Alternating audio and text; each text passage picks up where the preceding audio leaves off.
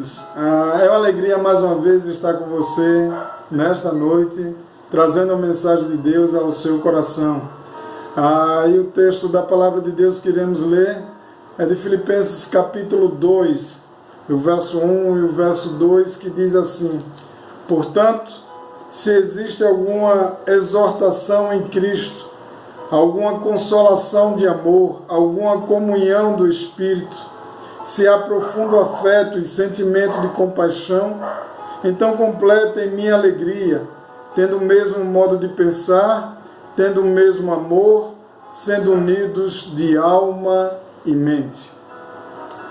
Queridos, mais uma vez relembrando, o apóstolo Paulo escreve esta carta à igreja de Filipos. Ele estava preso, estava, portanto, distante dos irmãos. Porém, isso não impediu que eles vivessem na mesma unidade, na mesma fé em Cristo Jesus. E o que ele diz aqui é, portanto, se existe. Esse se aqui não é a partícula que está dizendo que existe ou se não existe. Mas a intenção do texto, a palavra original aqui dessa partícula da ideia de já que existe exortação em Cristo, consolação de amor, comunhão no Espírito e profundo afeto e sentimento de misericórdia. E é isso que o apóstolo Paulo está dizendo, que aquela igreja de Filipe podia alegrar o coração, completar a alegria em seu coração, já que nesta igreja existiam essas coisas, mas que precisava encher ainda o coração do apóstolo Paulo até a borda de alegria, a partir da unidade dos irmãos ali em Filipe. Ele está dizendo se existe alguma exortação em Cristo, se existe algum encorajamento da Cristo, já que existe encorajamento da parte de Cristo. Pergunto a você, tem existido um encorajamento da parte de Cristo na sua vida? Na verdade, você pode não perceber, mas Cristo é aquele que nos encoraja.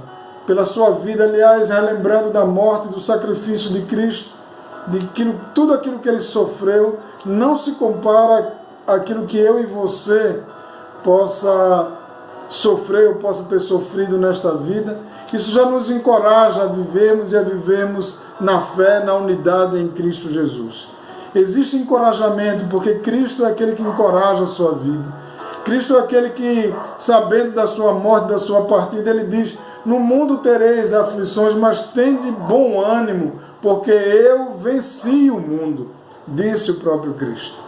Aquela igreja tinha a exortação em Cristo. A ideia também de encorajamento, de exortação aqui, dá a ideia do seguinte: como um professor, por exemplo, em que coloca um teste, uma prova para o seu aluno fazer um exercício, e o seu aluno responde, mas não responde tão bem. Mas ele diz assim: olha, não é isso, não é a maneira certa de fazer, não é a resposta certa, mas você vai conseguir acertar. É esse encorajamento que Cristo nos dá. E ele fala também da consolação do amor, da consolação que vem do Pai. O Pai que nos encoraja, que nos consola. Isso me faz lembrar, quando eu leio esse texto, da história do filho pródigo, registrada em Lucas capítulo 15, em que Jesus conta essa parábola, em que o filho volta arrependido para a casa do pai, e ele diz: esse meu filho estava perdido, mas foi achado, e é uma grande festa, banquete e alegria. Esse encorajamento da parte do Pai ao nosso coração, porque Deus é aquele que nos encoraja, Ele nos consola, Ele nos reanima, Ele deu prova do seu amor, entregando Cristo Jesus para nos resgatar. Esse consolo do Pai estava presente na igreja do Filipe, também deve estar presente na sua vida. Esse Pai que nos abraça, que nos ama, que nos coloca na mesa, mesmo sendo imerecedores. A comunhão com o Espírito, da intimidade com o Espírito Santo de Deus. Como precisamos dessa comunhão do Espírito Santo de Deus? Porque é pelo Espírito Santo de Deus em nós que nós discernimos as coisas espirituais. Que num momento como este nós não apenas enxergamos que é um problema de saúde, mas acima de tudo nós cremos que um Deus soberano sobre a história do mundo, é um Deus que tem um controle de todas as nações em suas mãos, é um Deus que é soberano sobre a minha vida e sobre a sua vida. Não é apenas um aspecto natural, mas a ação de Deus na vida e na história da humanidade, desse Deus que nos encoraja em meio a tudo isso. Não olhar apenas a vida como as coisas, como o homem natural enxerga, e isso só pela comunhão com o Espírito que conseguimos discernir as coisas da parte de Deus. E assim, o apóstolo Paulo também relembra que há naquela igreja, naquela comunidade, que também deve haver entre nós, profundo afeto, entranháveis afetos, isto é, do fundo do ser, das entranhas, das vísceras, sentimento e misericórdia, que brota do fundo do sentimento, mas que se reproduz em ajuda, em socorro ao nosso semelhante. Isso aconteceu da igreja de Filipe para com Paulo e vice-versa. E ele disse, então completem a minha alegria, encham meu coração até a borda, como? Pela unidade de vocês, pela comunhão entre vocês, pelo mesmo modo de pensar. Alegre o meu coração pensando, vivendo da mesma maneira. Não que eles tinham que pensar da mesma maneira, igualmente os mínimos detalhes. Não, eles poderiam pensar diferentes. Haveria diversidade no meio do povo de Deus. Mas eles diziam assim, vocês têm o mesmo propósito, a mente de vocês mantém o mesmo foco, a mesma fé, a unidade na fé em Cristo Jesus. Tendo o mesmo amor, unidos de alma, isto é, unidos de alma é aquela mesma ideia, como a Bíblia registra, entre Davi e Jonatas. Aquilo que machucava Davi, machucava Jonatas. Aquilo que preocupava Davi, preocupava Jonatas. Aquilo que alegrava Davi, alegrava Jonatas e vice-versa. Como precisamos manter esse mesmo pensamento, essa unidade, o foco nas coisas de Deus. Eu fico de uma maneira até triste nos momentos difíceis como esse. Vem inclusive crentes discutindo agora governo A, governo B, politicagem, sabe, um puxando para um lado, outro puxando, quando devemos ter o mesmo propósito de chorar com os que choram, se alegrar com os que se alegram, animar com o Espírito Santo de Deus, animar na mesma fé, na salvação em Cristo Jesus. Alguns que têm perdido o foco, querido, não perca o foco, mantenha o mesmo propósito, a unidade de alma, de mente, aquilo que machuca, que dói no coração do outro, seja aquilo que dói no seu coração, que possamos estar orando por todos. A Bíblia nos encoraja a orar por todos os governantes em todo o mundo, em todas as nações.